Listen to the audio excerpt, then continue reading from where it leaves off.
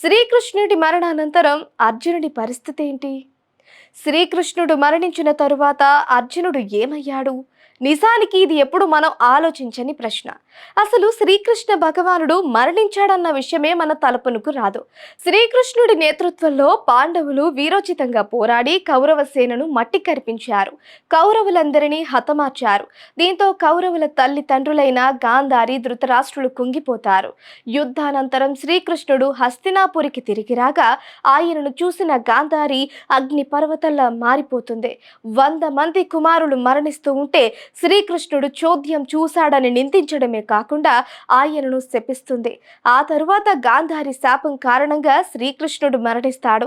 యాదవ వంశం మొత్తం నశిస్తుంది. అనంతరం ద్వారకా నగరం సముద్రంలో మునిగిపోతుంది. శ్రీకృష్ణుడు మరణించిన తరువాత అర్జునుడి జీవితంలో చాలా మార్పులు సంభవిస్తాయి. ద్వారకా నగరం నీటిలో మునిగిపోవడంతో శ్రీకృష్ణుడి 16,100 మంది భార్యలతో పాటు ద్వారకాలోని పౌరులందరినీ ఇంద్రప్రస్థానికి తీసుకొని వెళతాడు. నిజానికి అర్జునుడికి ఆది నుంచి కూడా శ్రీకృష్ణ పరమాత్ముడు అత్యంత శక్తివంతమైన శక్తిగా ఉన్నాడు. అలాంటి శ్రీకృష్ణుడు మరణించడంతో అర్జునుడు తన శక్తినంతా కోల్పోయి ఒక సాధారణ పౌరుడిగా మిగిలిపోయాడు.